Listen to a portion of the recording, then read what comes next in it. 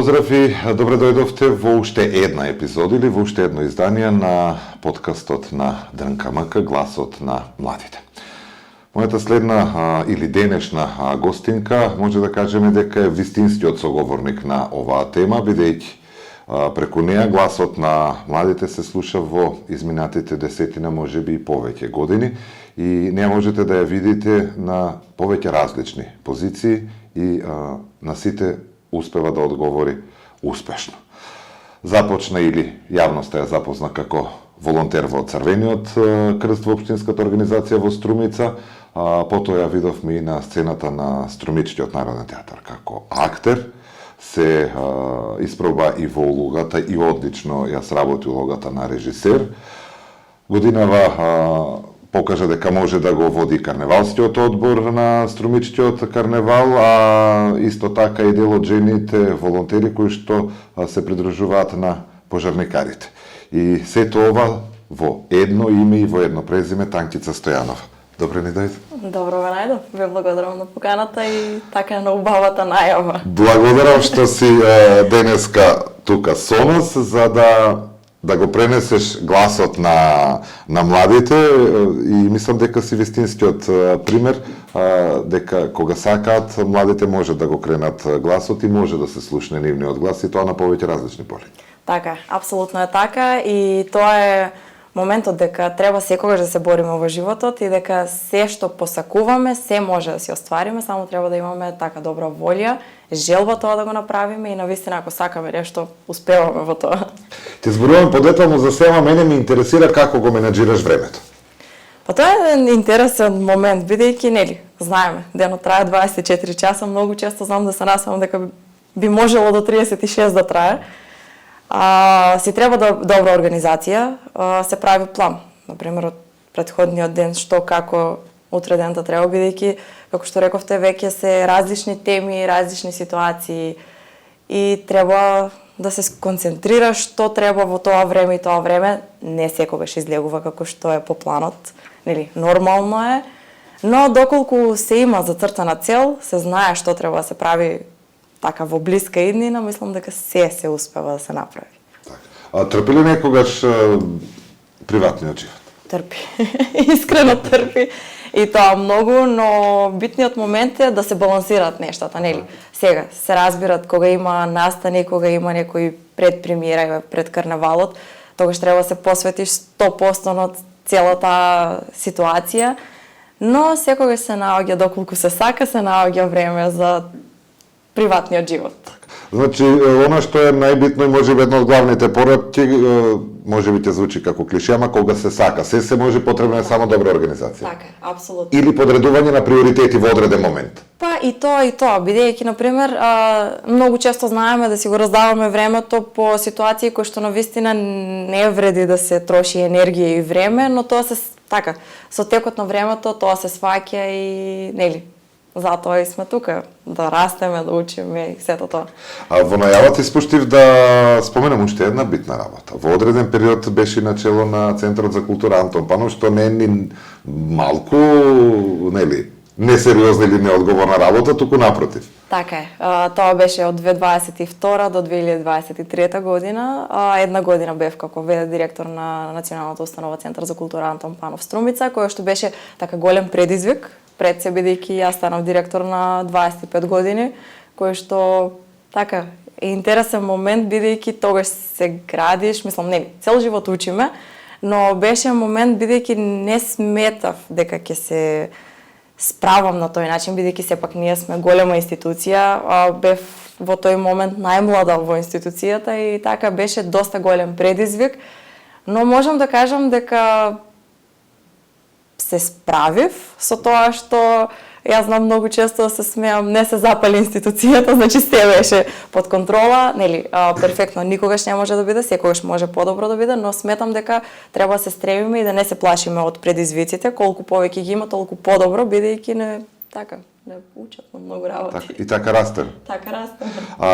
И сега ако се изразам во некој театарски жаргон, дали тоа значи дека си повеќе лица на Танкица, која видиме во различни, не се улоѓе на сцена, туку животни улоѓе?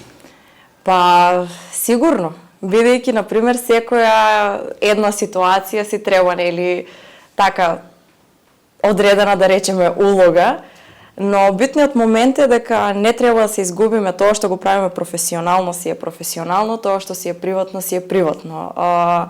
Нели, актери сме на сцена, но тоа не значи дека треба да глумиме во приватниот живот. И така да мислам дека да, си има секакви улоги, но сепак треба да си останеме на тоа што сме си ние. Јас можам да го потврдам и оние кои што ја познаваат Танкица лично ќе се сложат со мене покрај сите предизвици, покрај сите обврски, покрај сите, нели, улоги што досега ги има, едно останува константно. Ведриот дух, позитивноста и не знам од каде се наоѓа начин за таа толку позитивна енергија и на сите нешта да се гледа од она ведрата страна. Па видите, во животот нема смисла да бидеме нели негативни. Не велам дека животот ми е розов и дека нема проблеми и сето тоа, но треба да сватиме дека доколку сме намуртени и тажни, човекот од другата страна нема да го направиме среќни. Исто така не може ни да ни помогне, така да подобро да имаме позитивна енергија и да сме насмејани, барем од другата страна да ги направиме среќни. Тоа мислам дека ќе биде многу поголем така плюс во нашиот живот, да се стремиме со тоа колку повеќе можеме да си го олесниме животот, да го олесниме животот на другите, со тоа што ќе дадеме позитивна енергија, насмевка, така да си биде како што треба.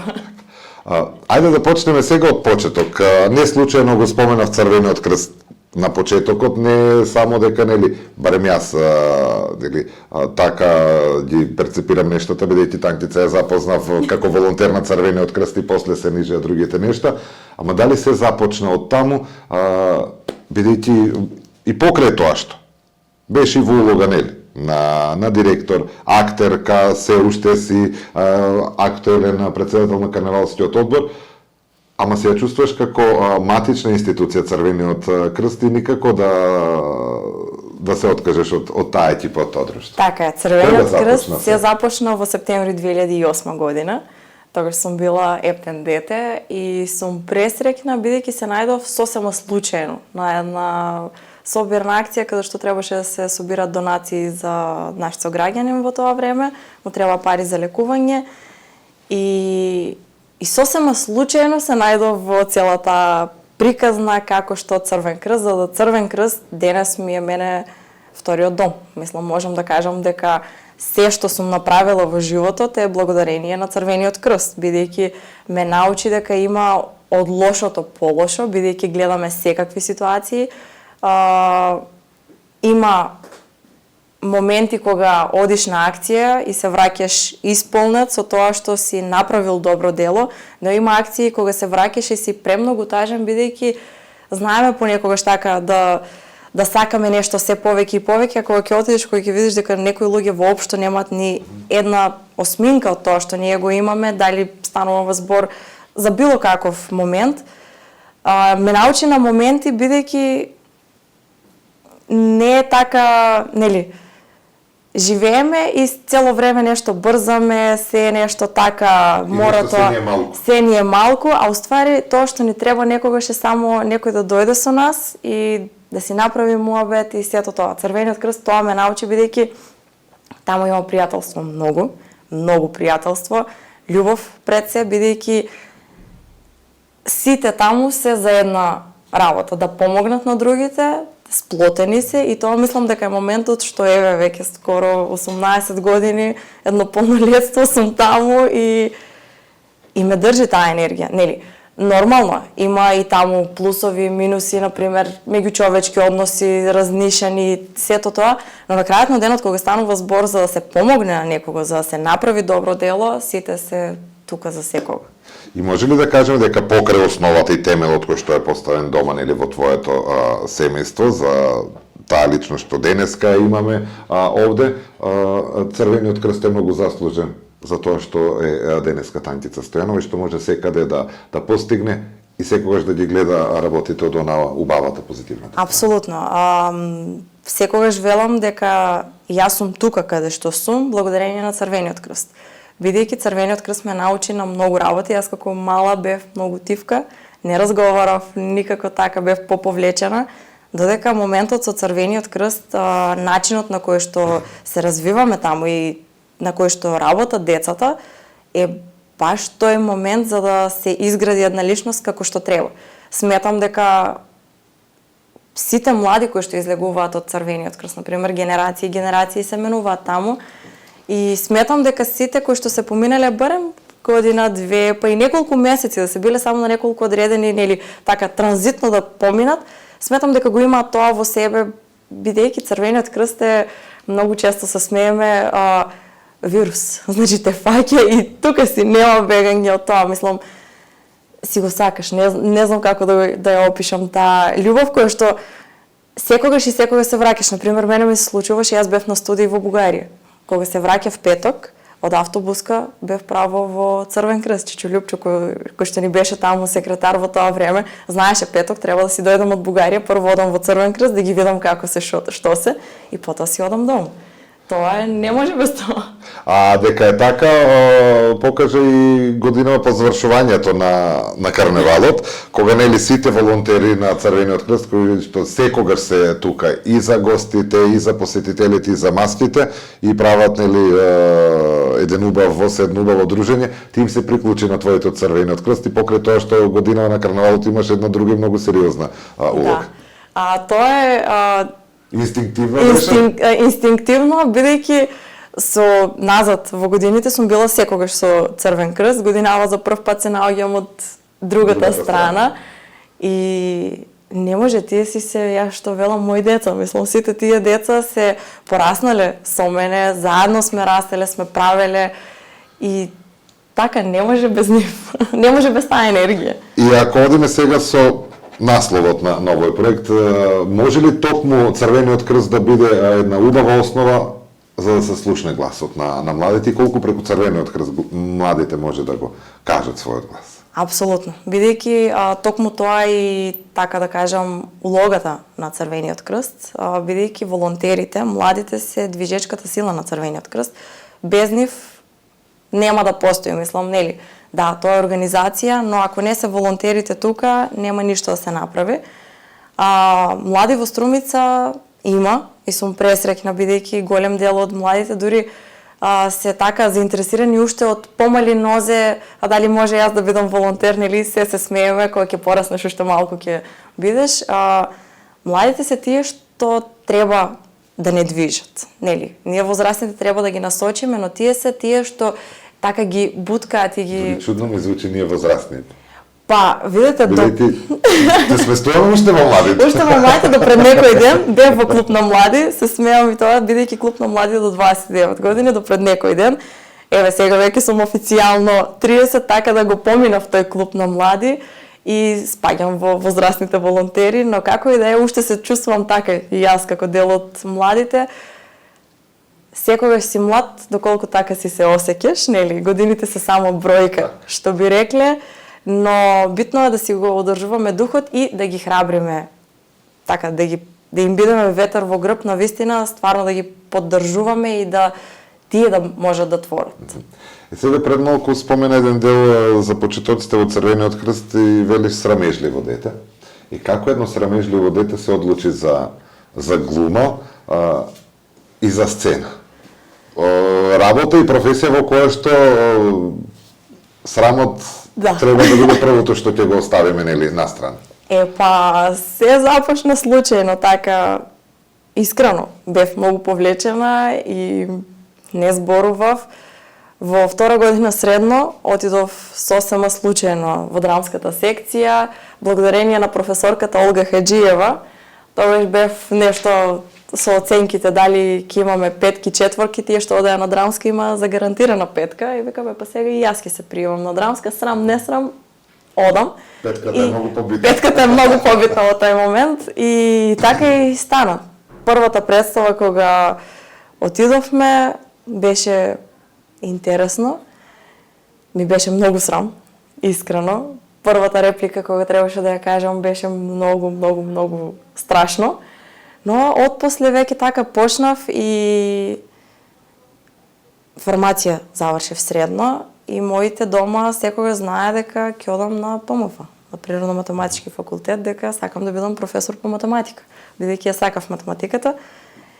И на крај во трета година веќе со втората представа така почнува да биде поинтересно и јас дома велам дека ќе одам на драмски. Мене до последен момент не ми веруваат дека јас ќе одам на драмски, бидејќи ме познаваат, не сум така многу отворена.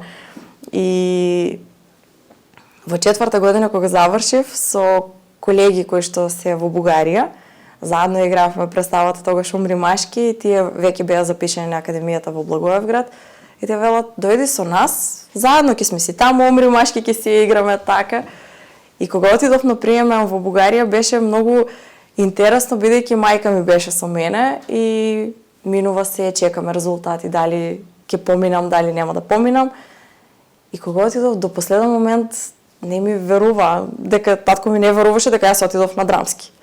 И така беше еден голем пресврт, но сум благодарна што се случи тоа бидејќи сватив дека ако излеземе од комфорт зоната дека може да направиме многу повеќе отколку ако на пример сум си останала да си бидам професор по математика, нели? Тука е тоа, додека со драмскиот стана поинтересно, еве прерасна во личноста што сум денес, отворена веќе комуницирам, не ми е срам. Так, и тоа на многу позиции. Да. Јас имав впечаток дека кога играв Умри машки дека веќе беше професионален актер. Не. За жал не. Мене тоа ми е останато во глава дека во тој период кога се играше вашата верзија на Умри машки, дека ти веќе беше дипломирана. Не. Тогаш уште не бев ни на академија запишан.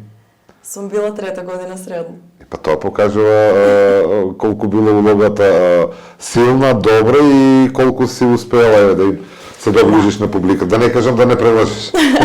Представата Умри машки е една од така омилените представи, можам слободно да кажам, бидејќи како екипа, како тим функционираме како што би требало да функционира секоја една екипа, да кажам, театарска екипа, бидејќи и моментот на актери и техника, сите заедно бевме како едно.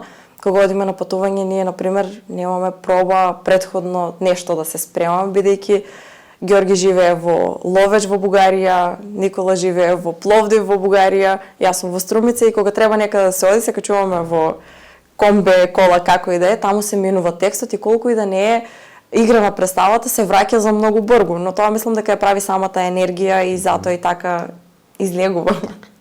А која беше првата професионална улога?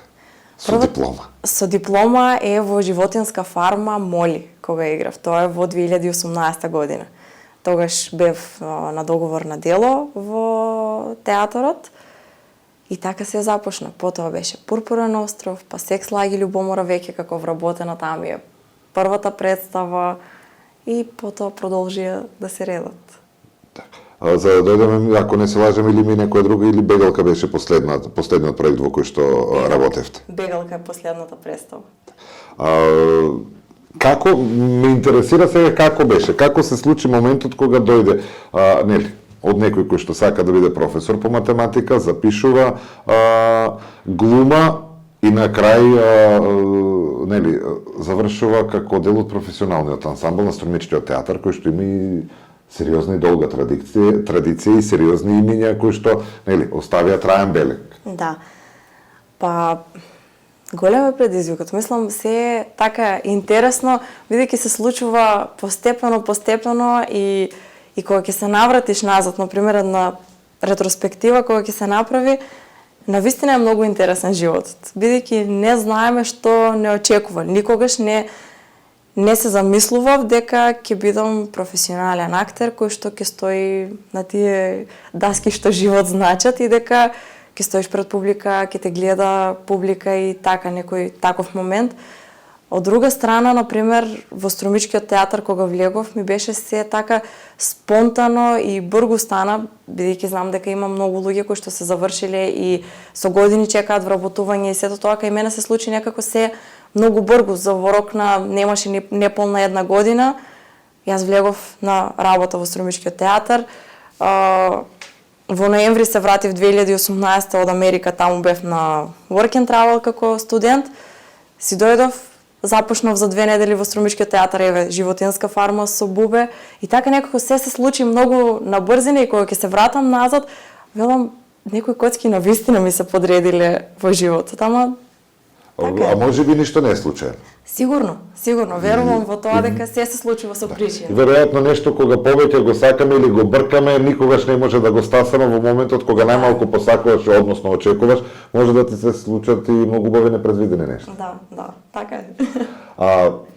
Интересно е кога ја спомена Америка, значи Америка студираше во Бугарија и на крај пак беше некоја случајност или како се случи да останеш во Струмица, бидејќи знаеме трендот на денешните млади секогаш гледаат некаде надвор. Танкица одлучи да не остане во Струмица, да работи, и што уште поинтересно, од една прилично мала средина да покаже дека може да се успее и од тука, од локално ниво. Искрено, кога се вратив, ми беше многу тешко. Тешко во стилот на не се пронаѓав во средината, бидејќи сакаш се повеќе, мало ти е, уште лутав, например, да, работиш во театарот, моментално знаеш дека тоа е проектот, но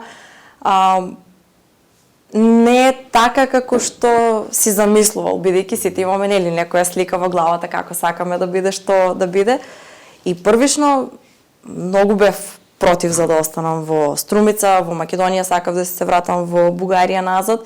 И дури имав монолог на почетокот на животинска фарма, каде што ние требаше да си го измислиме, кој, нели, ја знаеме темата на животинска фарма на Орвел. Мојот монолог беше дека чекам бугарски пасош, дека сакам да се иселам, дека не можам да бидам тука во таа средина, дека се е политика, дека се е така. И мислам дека пресвртот беше кога сватив, бидејќи после 4 години, нели, одвоени сме од дома, не живееш тука константно, и сваќаш кога ќе почнеш да си тука, дека нема ништо поважно во животот од тоа да си со тие што ги сакаш, да си заедно со фамилијата, со пријателите, бидејќи на крајот од денот имаме еден живот и сите се стремиме кон тоа нешто да направиме кариера и сето тоа, но доколку сакаш да го направиш тоа, дека има можности тука, само дека треба може повеќе труд, бидејќи нели не се толку развиени некои работи. И тоа ми беше така клик дека нема ништо поважно од тоа да си среќен, навистина да ти исполнува моментот, бидејќи на крајот од денот кариера во ред. Ќе градиме, ама ако си отидеш ти дома и си празен и си сам, сметам дека не е тоа што треба да го имаме во животот. И тоа беше клучниот момент дека јас сум во Струмица и сега во моментот некој да ми каже да си одам од Струмица или дека не знам ќе имам не знам каква кариера или нешто некаде надвор од Струмица, мислам нема шанси. Станав така локал патриот каде што Струмица и толку. Па нели, дома си, а дома од друга страна е уште еден доказ дека може од тука да се успее, да бидеш, што се вели, постојано на сцена, да бидеш дел од редовниот репертоар во многу проекти, а паралелно да бидеш успешна и на многу други полиња, како што е случајот со теб. Да. Има ли некоја посебна интересна улога која што била до сега или нешто што го посакуваш во моментов, а се уште се нема случено? Зборуваме за театарот. Па, искрено немам, бидејќи сите улоги си се така убави на свој начин. Интересно е тоа, барем кај мене како актер, по принцип, нели, секогаш се бориме за нешто, некоја улога. Не знам дали е за жал или за среќа, немам некоја таква, да кажам, ја сакам таа и таа улога, не знам дали е добра или лоша, бидејќи сум сватила секоја една улога треба да се работи на начинот кој што треба се да излезе од нас, нели? Независно дали играеме дете, дали играеме еве Велика последната представа како мајката, која што е многу повозрасна, во зависност од нели моменталните твои години. Да, Велика можам да кажам дека ми беше така многу голем предизвик, бидејќи првиот момент кога ми рекоа дека треба да играм улогата, јас бев против. Искрено си кажувам, значи имаме други актерки кои што се повозрасни, тие треба да си играат, како јас ќе играм сега мајка на тие години, не мајка на Ленче. Мајка на Ленче, но режисерот имаше така еден многу интересен пристап и мислам дека сето тоа што успеа да го извади од мене, баш тоа што требаше да ми се случи, да се созрее така таа улога за да се свати. И така да немам некоја улога што, например, имам желба да ја одиграм, но има интересни улоги кои што сум била, кои што се ми извадиле на вистина од комфорт зоната. Во Секс лаги љубомора, кога ја играв Барбара или бугарката што беше во тоа време, например, тоа воопшто не е танкица, приватно и танкица на сцена. Например, се сеќавам на денот на премиерата кога требаше да биде, мене ми беше срам од самата себе дека треба да го играм тој лик, бидејќи луѓето не ме знаат во тоа светло, во таа ситуација, но беше така отскочна даска за да стварно сватам дека приватно си е приватно, театарот си е театар и дека не можеме да бидеме тоа што сме на сцена и тоа што сме приватно се сосема две различни работи. А која беше првата представа, бидејќи рече дека твоите беа изненадени за одлуката да не се оди на природно-математичкиот факултет туку на глума? Која беше првата представа што тие дојдоа да ја гледат и кои беа нивните коментари? И како беше чувството кога знаеш дека играш пред нив? Па првата представа беше Боинг стюардеси. Првата и моето првенче кое што го режирав минатата година. Таму играв македонката, стюардеса и беше доста интересен момент, бидејќи првата реплика ми беше цуцичко. Никако не можев да ја кажам. Значи, никако не можев да ја кажам, бидејќи знаев дека моите родители се во публика и тоа не е мој речник првиот момент.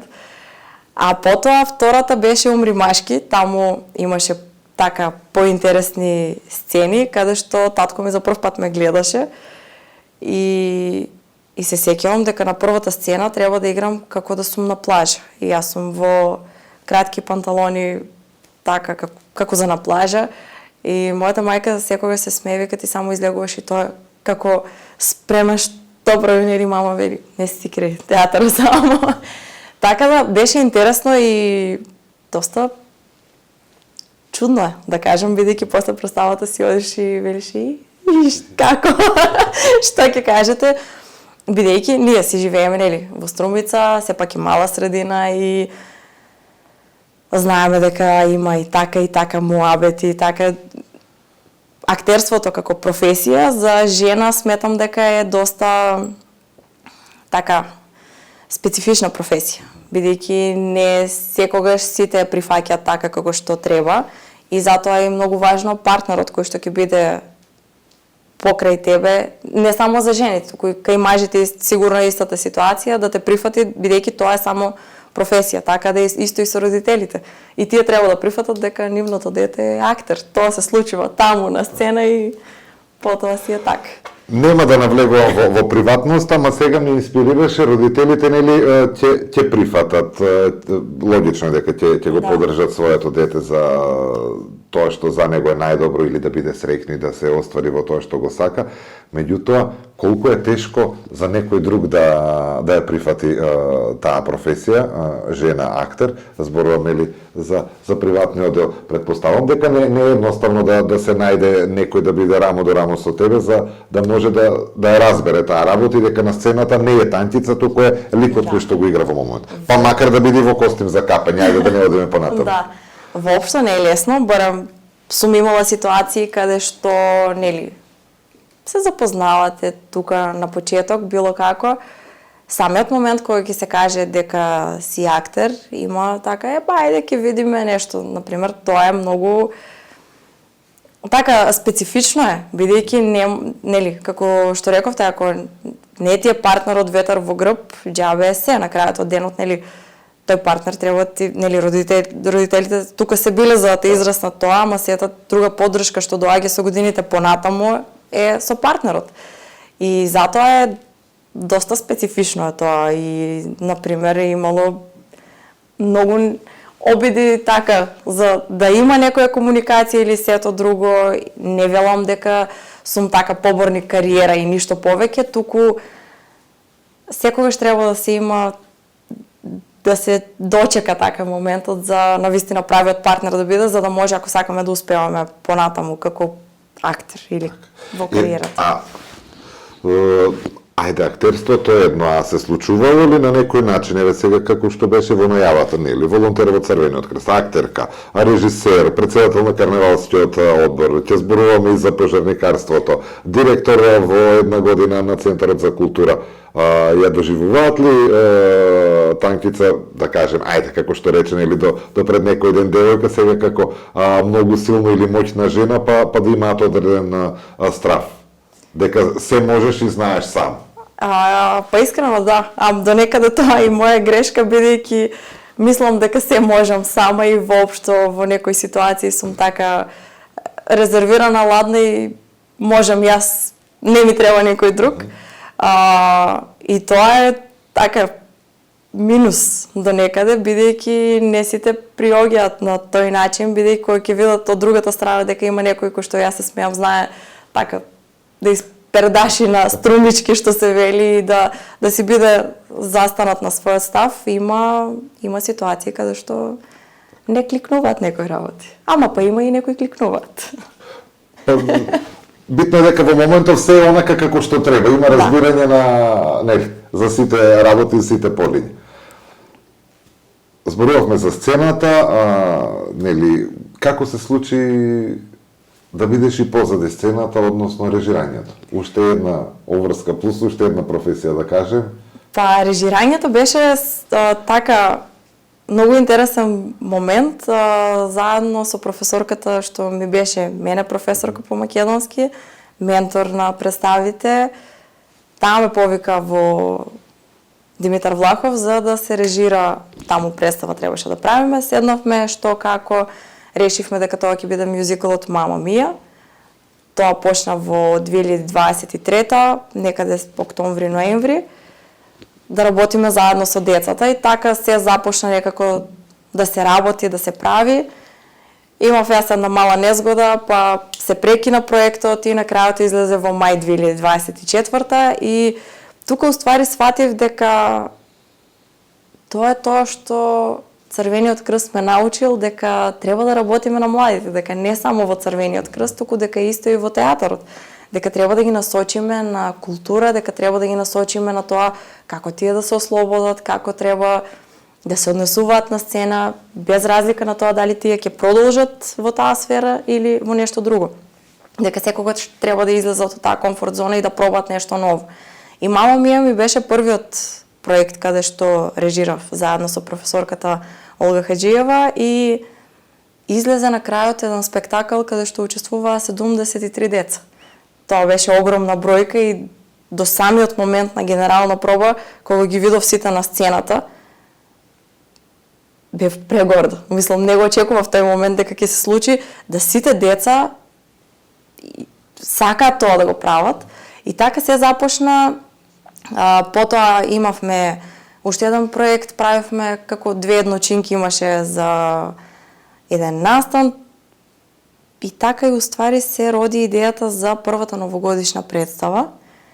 Тоа беше новогодишна магија и оттаму се започна така да се прават представи и најголемото нешто што се случи беше Стюардеси, каде што ми беше првата представа каде што играв како актер и сега како поголемо така театарско залче да кажам, дека што излезе супер представа каде што сум прегорда на екипата, бидејќи таа ми е прва представа каде што е тотално и режија, продукција се е во ние си направивме сами.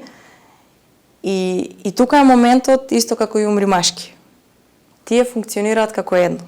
Значи, навистина е екипа која што се деца, веќе прераснуваат во светот на возрастните и тие, но деца кои што се средно медицинско училиште, а сакаат да го прават тоа, дел од нив веќе си се зацртани дека ќе одат на медицина, но си ја сакаат глумата, дел од нив ќе одат на академија, што ми е така особена чест и гордост, бидејќи се насочиле кон нешто и се пронашле дека тоа сакаат да го прават. И така Стюардеси постигна доста големи резултати. Имавте многу гостувања? Имавме гостувања на фестивали, тука полни сали, сега имавме така покрај Нова година, тука карнавалот беше Така направивме една мала пауза, ама еве почнуваме повторно, имаме веќе закажани гостувања каде што ќе одиме. И е представа која што ме научи дека навистина кога се работи со љубов, пак си го потврди тоа дека излегува стварно продукт кој што се цени од публиката. Ево може би е убава порака за сите што ќе гледат посебно за младите, дека да не се плашат и да ги прифаќаат предизвиците и да пробаат. Апсолутно. Значи, не само младите, и доста голем дел од возрастните, например, си знаат, тука сме си, а секогаш треба, не е лесно, секогаш нели така кога има предизвик е малку страшно на некој начин да кажеме, но доколку сакаме тоа да го направиме, не треба воопшто за ништо да ни е страв, нели. Сигурно дека ќе има и позитивни и негативни страни, но секогаш треба да го извадиме тоа што е најважното. Колку имаше страв, скокаме од тема на тема, најтазе нели карневалот, само што заврши, ова прилика и уште еднаш и на тебе како председател и на целиот одбор карневалски да ви честитам за успешниот карневал и за успешната организација, покрај нели многу пречки кои што ги имавте, што објективни, што субјективни. Колку беше предизвик и како се случи и таму да ја видиме Танкица и некако дел од тимот, туку да го води тимот? Тоа се стана случајно, бидејќи имаше отворен јавен повик нели за карнавалскиот одбор и со мој најдобар другар се смееме ќе одиш или ќе одам, бидејќи сме креативци и сакаме карнавалот, си го сакаме, си го почитуваме, секоја година сме маскирани и тој вели ајде имаш повеќе слободно време, оди ти, јас сум тука зашто и да треба. Така всушност и ја поднесов програмата, се што требаше да се поднесе. И после некое време гледам дека сум избрана за дел од тој тим. Добро, во ред, на првиот состанок се состануваме, дел од луѓето ги знам, повеќето не ги знаев, не знам со кое што како. И требаше, бидејќи почнува веќе состаноци, треба некој да ги води тие состаноци. И рекоа дека треба да има председател на карнавалскиот одбор. Воопшто не сум имала апсолутно никакви амбиции за да бидам првиот момент така нешто на чело на тој одбор. И кога ме предложи, јас бев не сакам, бидејќи има многу повозрасни луѓе, поискусни луѓе кои што се со години во карнавалот и сметав дека тие треба да бидат на чело на карнавалот, на карнавалскиот одбор. И тогаш јас сум преблагодарна на тимот од карнавалскиот одбор, бидејќи тие сите беа едногласно дека не, ти треба да бидеш, бидејќи си млада, ние сите сме тука позади тебе и подпредседател еве ќе ни биде професорката Катерина Палифрова, бидејќи долгогодишен карнавалист и тука сите заедно ќе работиме, нема да бидеш оставена сама. И тоа можам да го потврдам, дека навистина беше така, бидејќи ако не беше целиот тим, карнавалот годинава немаше да биде тоа што беше.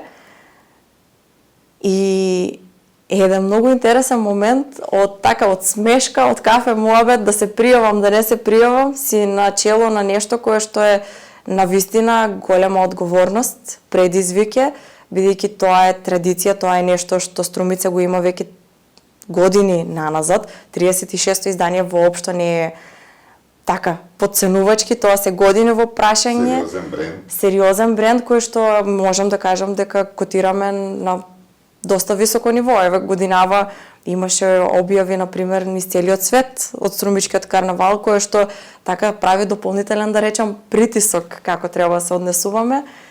И интересен е моментот, сега веќе кога ќе се навратам малку назад, еве, скоро еден месец помина од карнавалот, ама кога гледам ништо не ми е реално дека се случило всушност, бидејќи се е нешто ајде да биде и на крајот кога се заврши сваќаме дека тоа е тоа, дека навистина кога се сака нешто, колку и да е тешко се прави.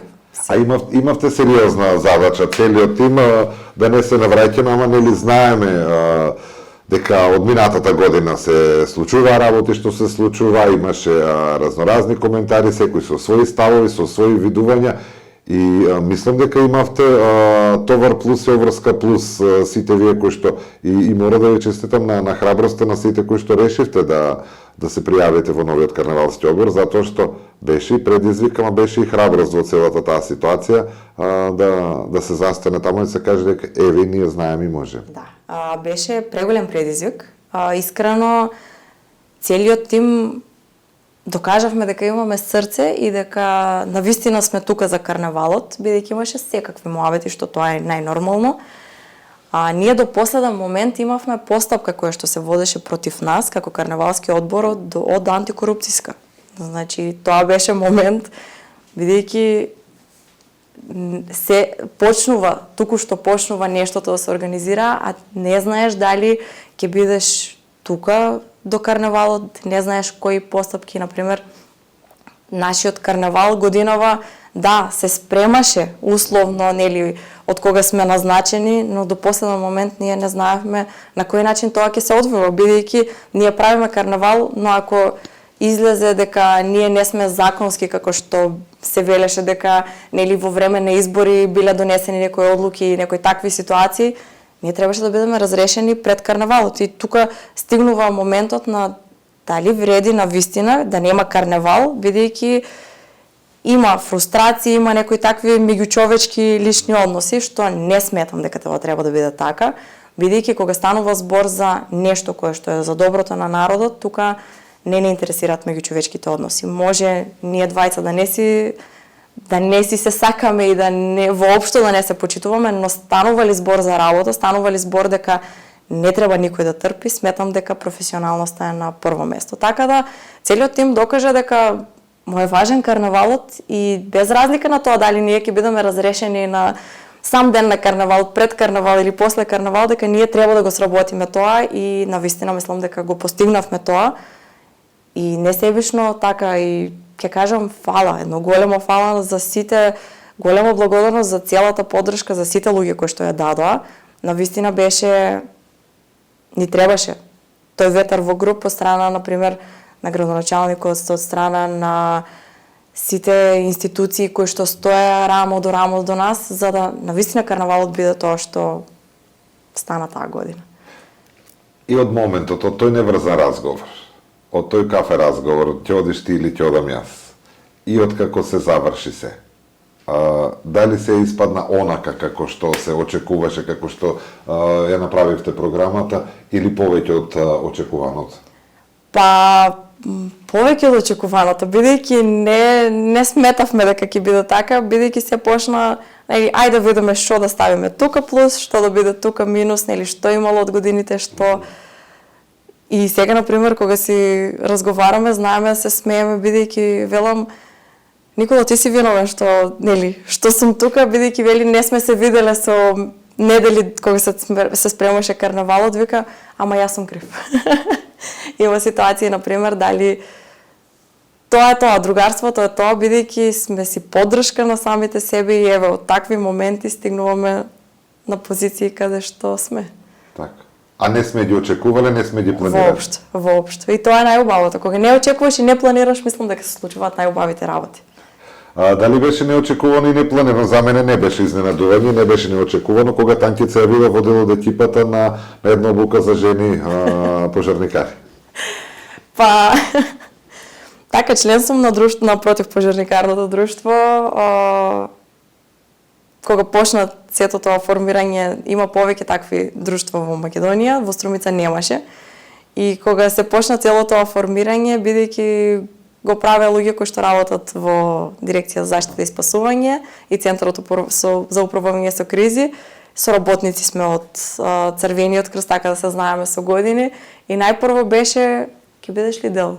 Се разбира, тука сме за, ако треба нешто да се помогне, сме тука. И многу е интересно, бидејќи првично, например, кога реков дека ќе одам да гасам пожари, дека треба тоа жените да го прават, например, има ситуации каде што ајде бе уште на тоа ли фалеше да бидеш. Ама спонтано, така излезе една многу интересна професија каде што кај нас за жал не е застапена, а е многу убава.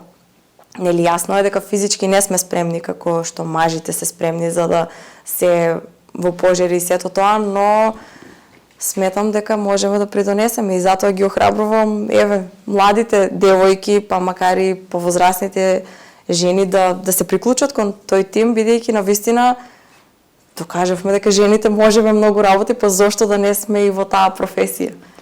И со ова може да заокружиме, да заклучиме дека срамежливото девојче на почетокот прерасна во една, пак ќе кажам, нели, млада, храбра девојка, храбра жена која што не се плаши од предизвици. Така е. И за сето тоа благодарение на Црвениот крст, пак ќе се навратам на него, но така е, бидејќи со текот на годините учиме дека треба да се бориме во животот, дека секогаш ќе има предизвици и искушенија многу и дека секогаш треба да бидеме со трезвена глава, не треба да се плашиме, нормално е, нели, некогаш ќе успееме, но многу почесто ќе паднеме и не треба да не обесхрабрува тоа, например, бидејќи во сите едни ситуации имаме моменти кога што оди, туп, застане и се враќа се на почеток. Ако се откажеме, нема да стигнеме до целта. Тоа значи дека никогаш не треба да се откажеме. Еве една трка да треба да ја трчиш. Тие 10 километри има моменти кога се изморуваш и кога велиш доста е, но сепак знаеме дека на целта треба да ја завршиме целта и дека треба тоа да се постигне. Така да за се во животот и за срамежливото девојче тоа беше моментот на дека добро, така е што е, но треба да се пребродат некои ситуации, некои моменти за да се постигне тоа што се сака. И од сите тие, пак ќе ги кажам, улоги. На крај, јас барем имав впечатокот дека Танкица не се изгуби самата себе, приватно е една, професионално е сосема друго. Пак ќе се вратам на тие 5-6 лица, нели, и улоги кои што ги има барем до сега во животот. Се надевам дека ќе ги има уште и ќе бидат предизвиците прифатени. Може ли да прашаме која е Танкица Стојанова? Танкица Стојанова е најобична жена која што се бори и која што знае дека доколку нештата се прават со многу љубов, со посветеност и со голема желба, дека ќе успее. И можам така, може би еден момент, бидејќи инатот преовладува во многу ситуации, така да можам да кажам дека Танкица е доста тврдоглава и кога нешто ќе си зацрте во главата дека тоа ќе биде така, додека не го направи, нема да се откаже така лесно. Мада што со годините, кога гледаш дека веќе нешто нема потреба да се троши енергија на тоа, креваш раци и велиш добро во ред. Доста е, до тука требало да биде. Но сметам дека така, Танкица е една упорна и така би требало да бидат сите. Јас би додал предодреден или водена да биде лидер, затоа што некако спонтано и непланирано, ама ни сите фази на животот и ни сите организации низ кои што минуваше, некако природно се наметнуваше лидерската позиција. Така е, тоа се почна како лидер на клуб на млади и тука мислам дека тука го научи всушност моментот дека лидер не е тој што само дава наредби, што нели командува така треба да биде или така треба да биде, туку правиот лидер треба да биде тој што навистина знае да даде одредени насоки и треба да работи. Бидејќи знаеме дека многу лидери на различни позиции имаме луѓе кои што диктираат како тоа треба да биде, не треба да биде така, туку напротив треба да се трудиме лидерот да го следат лидерот што се вели, ние да бидеме примерот како треба нештата да се направат и затоа може би работам со млади, бидејќи целта ми е да ги насочиме дека живееме во едно време, невреме, каде што многу вредности се губат и доколку ги имат правите цели, правите така видување за животот, дека не е се тие социјални мрежи, TikTok, Instagram, Facebook, каде што гледаме дека се е перфектно, тука е моментот каде што не треба да се изгубат самите себе, туку треба навистина да се насочат на таа страна и затоа и работам со млади, затоа и си ги сакам многу како мои деца и така да мислам дека од тука потекнува целата таа ситуација да сум на тие некои позиции. Така. Јас се надам дека во иднина и ќе бидеш гласот на младите, и ќе го слушаш гласот на младите, и она што е најбитно, ќе останеш онаа Танкица која што ја запознавме како волонтер во Црвениот крст, и понатаму ќе бидеш насмејана, постојано ќе шириш твојата позитивна енергија на сите кои што ќе бидат околу те. Дај Боже да си остане така, верувам дека ќе остане така, ќе дадам се од себе да биде никогаш да не згасне таа позитивна енергија, таа ведрина во мене, бидејќи, пак ќе кажам, многу е лесно да растажиш некој, но тука треба да бидеме за да ги разведриме луѓето и да бидеме среќни. Благодарам многу на времето што го одвои за нас и што барем накратко, нели, успеавме да им ја доближиме Танкица Стојановна, оние кои што можеби не ја знаат на еден поинаков начин, и да им покажеме дека кога се сака се може, па можеби во исто време да се биде на 6 различни позиции и организации. Ви благодарам и јас на вас за поканата, бидејќи навистина ми е така чест и задоволство, се знаеме со години и многу е мило после неколку години кога ги гледаш луѓето со кои што си започнал од мали нозе и се уште сме тука, се почитуваме и така сметам дека треба да функционира се. Така и ќе остане, нема причина за да биде поинако. Благодарам уште еднаш. Благодарам и јас. А ви благодарам и на сите вас што одвоивте време и бевте со уште една епизода на подкастот Гласот на младите на порталот Дрнкамак.